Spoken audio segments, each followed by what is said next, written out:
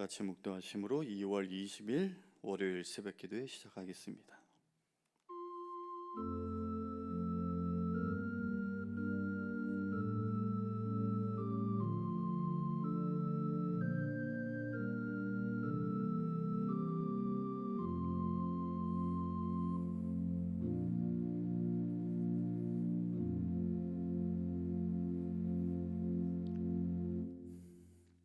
하나님, 어느새 한 주가 지나고 또 새로운 한 주를 살아갑니다. 매일매일의 시간들을 그냥 흘려보내지 않고 영적으로 씨름하며 하나님 보시기에 기뻐하실 만한 삶의 모습들을 만들어 가기를 원합니다. 그러기 위해서는 주님의 은혜가 필요합니다. 주님을 간절히 사모하는 마음 주셔서 말씀과 기도로 주님과 교통하게 하시고 성령님의 인도하심 따라 믿음 가운데 순종하며 살아가는 우리 모두가 될 수 있도록 주님 도와주시옵소서. 혼탁한 세상에서 바른 믿음을 갖고 살아갈 수 있도록 하나님 이 시간 우리의 영혼을 깨워 주시옵소서. 예배 시종을 주님께 맡겨오며 좋으신 예수님의 이름으로 감사하며 기도합니다. 아멘. 다 같이 찬송가 510장 찬송하겠습니다.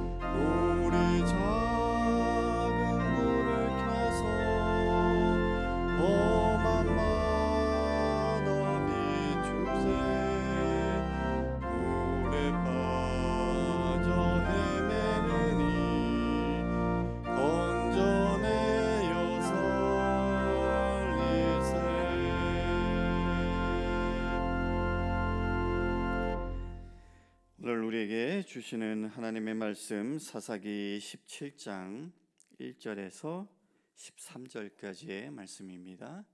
우리 한 목소리로 봉독하겠습니다. 에브라임 산지에 미가라 이름하는 사람이 있더니 그의 어머니에게 이르되 어머니께서 은 1,100을 잃어버리셨으므로 저주하시고 내 귀에도 말씀하셨더니 보소서 그 은이 내게 있나이다. 내가 그것을 가졌나이다 하니 그의 어머니가 이르되 내 아들이 여호와께 복받기를 원하노라 하니라. 미가가 은 1,100을 그의 어머니에게 도로 주매 그의 어머니가 이르되 내가 내 아들을 위하여 한 신상을 새기며 한 신상을 부어 만들기 위해 내 손에서 이 은을 여호와께 거룩히 드리노라. 그러므로 내가 이제 이 은을 내게 도로 주리라. 미가가 그 은을 그의 어머니에게 도로 주었으므로 어머니가 그 은 200을 가져다 은장색에게 주어 한 신상을 새기고 한 신상을 부어 만들었더니 그 신상이 미가의 집에 있더라. 그 사람 미가에게 신당이 있으므로 그가 에봇과 드라빔을 만들고 한 아들을 세워 그의 제사장으로 삼았더라. 그때에는 이스라엘에 왕이 없었으므로 사람마다 자기 소견에 오른 대로 행하였더라. 유다 가족에 속한 유다 베들레헴에 한 청년이 있었으니 그는 레위인으로서 거기서 거류하였더라. 그 사람이 거주할 곳을 찾고자 하여 그 성읍 유다 베들레헴을 떠나 가다가 에브라임 산지로 가서 미가의 집에 이르매 미가가 그에게 묻되 너는 어디서부터 오느냐 하니 그가 이르되 나는 유다 베들레헴의 레위인으로서 거류할 곳을 찾으러 가노라 하는지라. 미가가 그에게 이르되 내가 나와 함께 거주하며 나를 위하여 아버지와 제사장이 되라. 내가 해마다 은열과 의복 한 벌과 먹을 것을 주리라 하므로 그 레위인이 들어갔더라. 그 레위인이 그 사람과 함께 거주하기를 만족하게 생각했으니 이는 그 청년이 미가의 아들 중 하나같이 됨이라. 미가가 그 레위인을 거룩하게 구별하매 그 청년이 미가의 제사장이 되어 그 집에 있었더라. 이에 미가가 이르되 레위인이 내 제사장이 되었으니 이제 여호와께서 내게 복 주실 줄을 아노라 하니라. 아멘. 오늘부터 이제 보게 되는 사사기 17장 그리고 이제 마지막 21장까지는 사사기의 결론 부분이라고 할 수 있는데요. 여기에는 사사 시대가 얼마나 영적으로 타락했는지를 보여주는 그 신뢰들이 기록되어 있습니다. 오늘 묵상집에 따른 통독 본문은 17장과 18장인데요. 여기에는 미가라는 사람을 통해 사사 시대의 이스라엘의 종교적 그 타락상을 보도하고 있습니다. 본문의 내용을 살펴보면 에브라임 산지에 거하는 미가라는 자가 있었는데 그가 어머니의 돈을 훔쳤습니다. 본문 2절은 어머니가 돈을 잃어버렸다라고 했지만 히브리어의 정확한 의미는 누군가에 의해서 취하여졌다, 즉 도둑 맞았다라는 거예요. 그래서 새 번역은 훔쳤다라고 번역을 해두었습니다. 아무튼 이 미가의 어머니가 이제 도둑 맞은 돈의 금액이 본문에 보니까 은 1,100.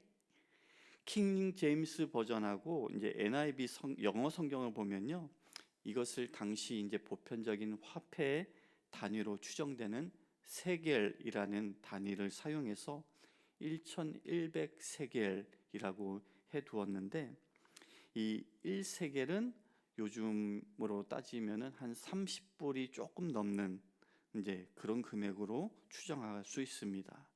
그러니까 1,100이면 요즘으로 하면은 대략 35,000불에서 많게는 한 4만 불 정도까지 될 수 있는 거죠.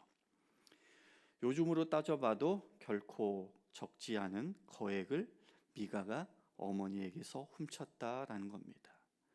이것은 미가가 얼마나 윤리적으로 타락했는가라는 것을 보여주는 것입니다. 어쨌든 돈을 도둑 맞은 미가의 어머니는 아들이 범인인 줄도 모르고 훔쳐간 자를 저주했습니다. 아마 하나님의 이름을 언급하면서 그렇게 저주를 퍼붓지 않았을까 싶습니다. 그런데 그 저주 소리를 들은 미가가 이제 소름 끼치게 무서웠는지 그 저주가 실제로 자기에게 임할지도 모른다라는 그런 두려움에 사로잡혔는지 결국은 그 자신의 소행을 영원한 비밀로 숨기지 못하고 자백을 하고 말았습니다. 그리고는 미가가 훔친 돈을 이제 어머니께 내놓았는데 느닷없이 그의 어머니는 아들이 복받게 해달라라는 그런 축복을 기원하죠. 아무리 그래도 그렇지 자기의 돈을 훔쳐간 아들에게 이전에는 저주를 해놓고 이제 와서 하나님의 축복을 기원한다라는 것이 쉽게 납득이 가지 않죠. 하지만 어머니 입장에서는 그럴 수밖에 없었을 것 같습니다. 자기가 이미 내뱉었던 그 저주의 대상이 타인이 아니라 바로 자기의 아들이라는 그 사실을 알고는 그 저주를 분명 취소하고 싶었을 텐데, 당시 저주의 맹세를 철회하려면은 축복의 말을 해야 한다라고 사람들이 생각했답니다. 따라서 미가 어머니도 자기 아들에게 축복의 말을 함으로써 처음에 했던 그 저주의 맹세를 취소시키려고 했던 것이죠.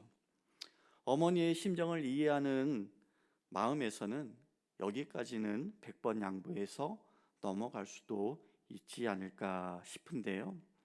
근데 사실 문제의 심각성은 이제 돈을 돌려받은 미가의 어머니의 그 모습에서부터 시작이 됩니다. 뭐냐면 미가의 어머니가 되찾은 돈으로 신상을 만들었다라는 겁니다. 본문 3절과 4절을 다시 읽어보면, 미가가 은 1,100을 그의 어머니에게 도로 주매 그의 어머니가 이르되 내가 내 아들을 위하여 한 신상을 새기며 한 신상을 부어 만들기 위해 내 손에서 이 은을 여호와께 거룩히 드리노라. 그러므로 내가 이제 이 은을 내게 도로 주리라. 미가가 그 은을 그의 어머니에게 도로 주었으므로 어머니가 그 은 200을 가져다 은장색에게 주어 한 신상을 새기고 한 신상을 부어 만들었더니 그 신상이 미가의 집에 있더라. 여기서 이 은을 여호와께 거룩히 드리노라, 미가의 어머니는 신상을 만드는 비용을 하나님께 드리는 헌금으로 여겼다라는 거예요. 이것은 그녀가 가증스러운 신상을 만들어 숭배하면서도 그것이 마치 하나님께 대한 간절한 믿음의 표현인 양 그렇게 여겼다라는 겁니다. 이것이 소위 종교적 혼합주의입니다. 얼핏 보면은 여호와 신앙에서 벗어나지 않은 것 같지만 사실은 우상 숭배에 젖어든 모습이다라는 겁니다. 이것은 그 시대가 얼마나 영적으로 어둡고 무지했는가라는 것을 말하고 있습니다. 우상을 만들지 말라라고 하신 하나님의 계명을 명백히 어긴 행동이고, 그리고 불신앙의 행동이었던 것이죠. 한편 우상을 만든 후에 미가는 이제 그것을 자신의 신당에 두었습니다. 여기서 신당이란 신들의 집을 의미하는데요. 우상만 만들어 둔 것에 그치지 않고 미가는 에봇과 드라빔까지 만들고, 그리고 이제 자기의 아들 중에 하나를 신상을 섬길 제사장으로 그렇게 임명했습니다. 에봇은 본래 대제사장을 위해서 만든 거룩한 의복으로 위기 상황에서는 에봇을 통해 하나님의 뜻을 알 수 있었습니다. 그리고 드라빔은 고대 근동 지역에서 가정을 지키는 수호신으로 그렇게 숭배되었던 것인데, 중요한 것은 본문에서 미가가 사사로이 제작한 그 에봇과 드라빔이 미가와 그의 어머니가 만든 신상, 즉 우상을 숭배하는 그 의식에 사용되었다라는 것이죠. 이들은 그러니까 아들을 제사장을 삼은 사건에 이어서 사사시대 성직제도 운영이 얼마나 혼탁했는가를 보여주는 사건이 7절 이하의 본문에 소개되고 있습니다. 유다 지파에 속한 레위인 청년이 베들레헴에서 거할 곳을 찾다가 미가의 집에 이르렀는데, 미가가 그에게 보수와 의식주 문제를 해결해 줄 테니까 자기 집에 제사장이 되라라는 오퍼를 하죠. 그리고 레위 청년은 그것을 수락했습니다.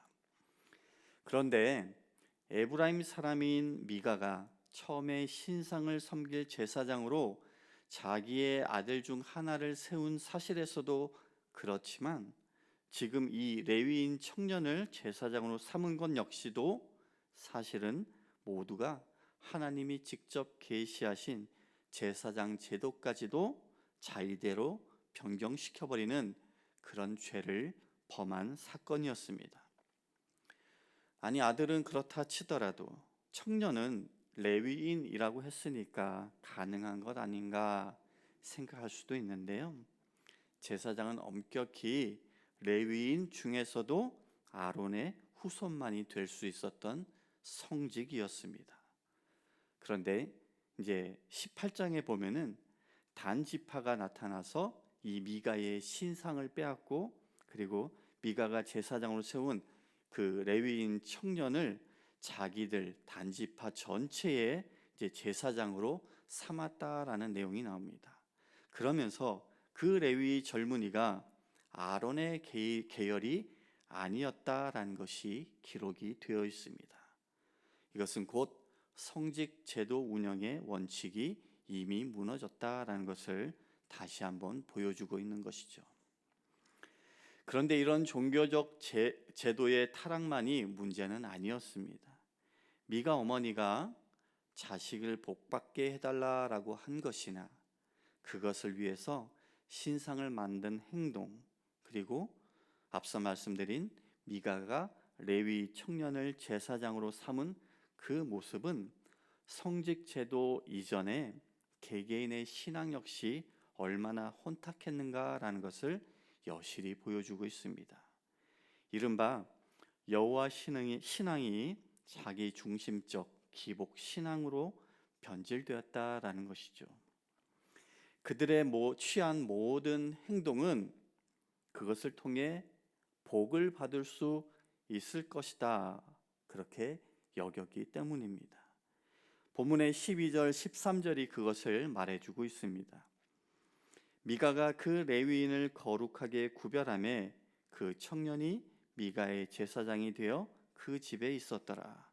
이에 미가가 이르되 레위인이 내 제사장이 되었으니 이제 여호와께서 내게 복 주실 줄을 아노라 하니라. 이렇게 오늘 본문은 미가와 그의 어머니, 그리고 한 레위 청년을 중심으로 한 하나의 사건을 소개하고 있지만, 이제 6절의 말씀에 보면 사람마다 자기 소견에 옳은 대로 행하였더라 라는 이 평가에서 우리가 알 수 있듯이 그들만의 이야기가 아니었습니다. 그들은 그 당시 이스라엘 사람들의 영적 주소를 보여주는 그런 표본과도 같은 인물들이었다라고 할 수 있겠습니다.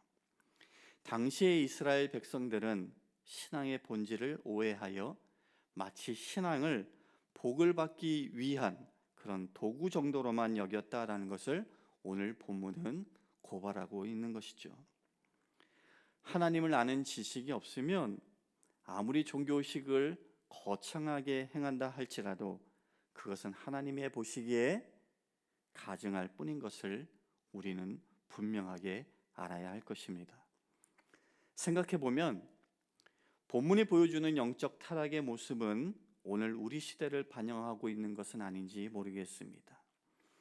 하나님을 바로 섬기는 삶의 중요성은 외면한 채 기독교 신앙을 마치 복주머니 차는 정도로만 여기는 그 풍토가 지금도 여전히 남아 있습니다. 무엇보다 각종 유무형의 우상을 섬기면서도 그것이 잘못되었다는 것조차 깨닫지 못하는 영적 무지의 그 정도 또한 우려할 만한 수준입니다. 기독교 신앙을 완전히 부인하지 않고 기독교 신앙의 테두리 안에 머물러 있으면서도 세상의 문화와 삶의 그 행태와 여전히 타협하고 받아들이는 종교적 혼합주의의 삶을 살아가고 있는 우리들, 바로 이런 점에서 사사기는 이스라엘 특정 시기의 역사를 고발하는 것에 그치는 것이 아니라 현대의 모든 그리스도인들에게 전하는 메시지라고 저는 믿습니다. 하나님을 믿는다고 하면서 그저 자기의 복을 위한 도구로 여기는 그릇된 신앙은 자칫 우상 숭배나 하나님 앞에 죄를 짓는 것으로 이어질 수 있습니다. 우리가 하나님을 위한다고, 하나님을 섬긴다고 하는 그 행위가 동기부터 정말로 순수하고 올바른 것인지 늘 점검하고, 내가 보기에 옳은 것이 아니라 하나님 말씀의 기준으로 옳은 것인지를 분별하고 행함으로 믿음 안에서 굳건히 살아가시는 그런 저와 여러분 되시기를 주님의 이름으로 간절히 축원합니다. 말씀을 기억하며 묵상하겠습니다.